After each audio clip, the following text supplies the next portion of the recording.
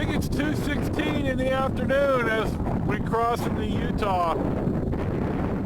It's August the 25th. It's day 3 of our 30-day extravaganza. We're on the border with Utah and Nevada. We just took Nevada 233 off of Interstate 80. It's a nice day, a little bit cooler than it was the last couple of days. We drove through the little town of Monticello.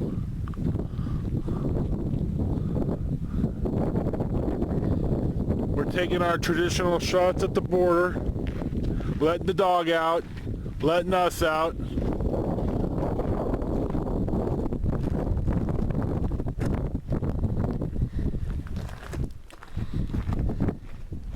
We're going to try to get to the Promontory Point today.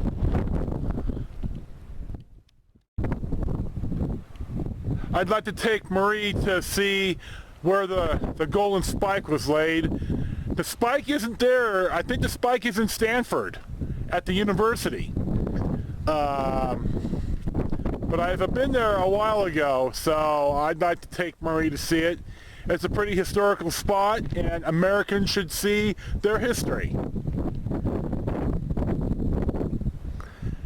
This is beautiful countryside out here. I just love it. I love how the sage smells, and we got a little pinyon pine earlier over Peacock Pass on I-80.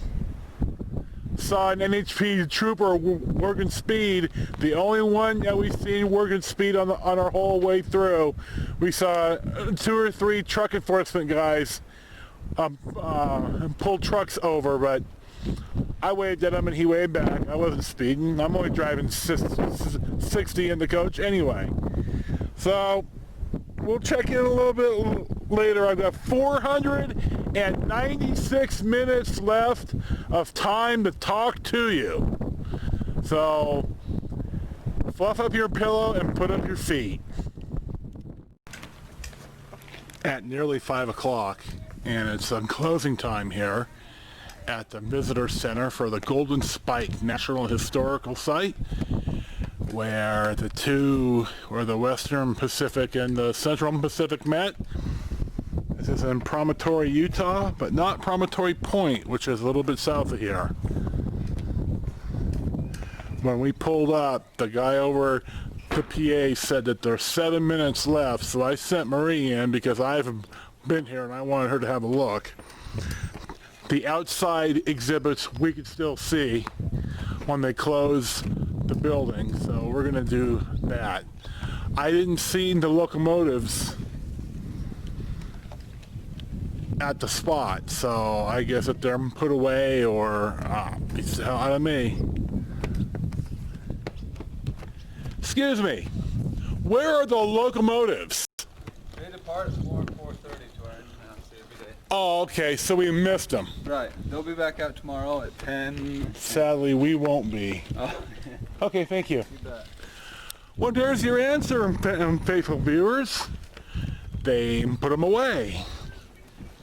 But we'll still go out to the site, which is right around the building. And here's a monument that signifies the golden spike.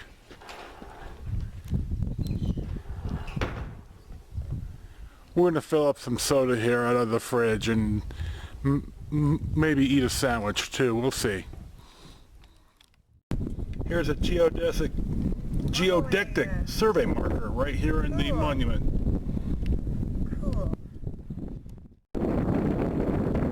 Here we go. We're at the back of the visitor center where the actual spike was laid. I'm going to take a close-up of it in a second. It's right where this gentleman's walking. You can see that there's one railroad tie that's been finished and lacquer, and that's where the spot is. Sadly, we didn't get here quite in time for the locomotive picture, but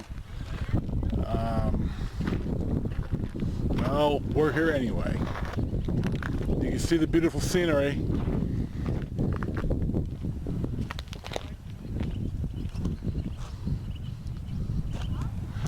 This is in the middle of nowhere.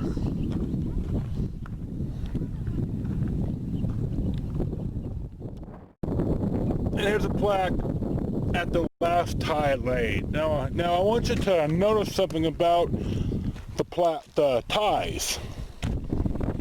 On the eastern half, on the central Pacific half, the railroad ties are not uniform because they were hand hewn. But if you look over at the Western Pacific, Central Pacific, Southern Pacific, whichever end it is, you can see that the ties here are milled and much more uniform.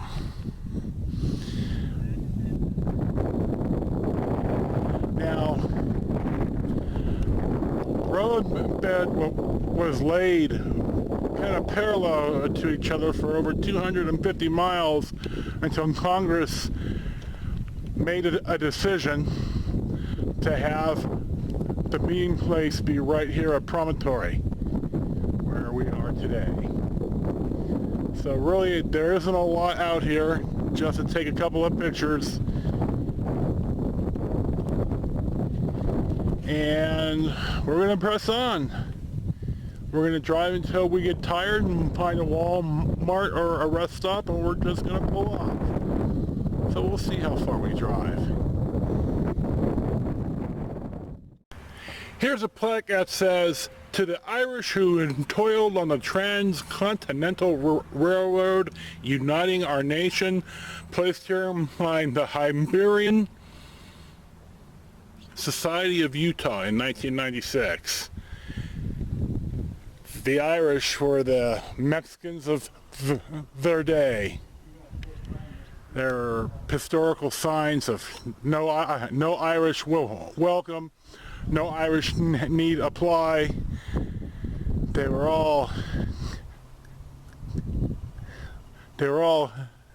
Catholic and fresh off the boat from Ireland due to the potato famine. And like a history of our nation, we treat new people here pretty badly that just want to come work.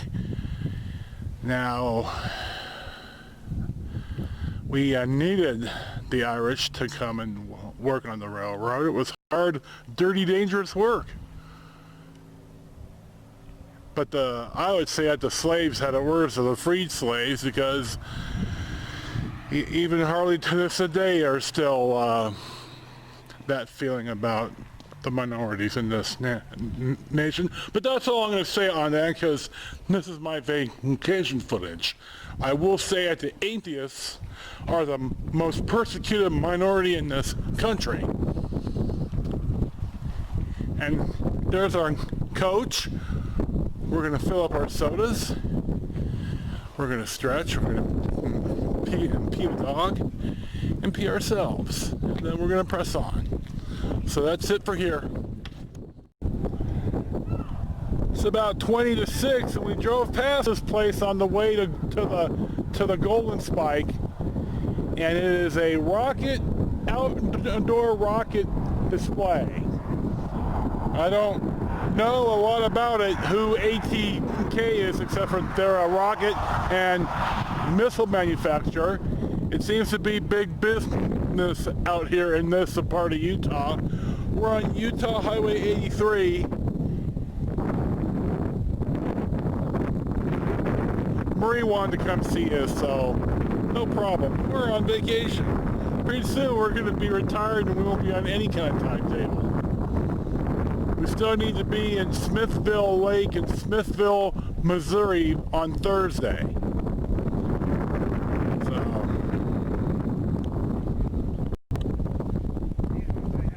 And there's green grass. We haven't seen green grass in a couple of days. Not this much.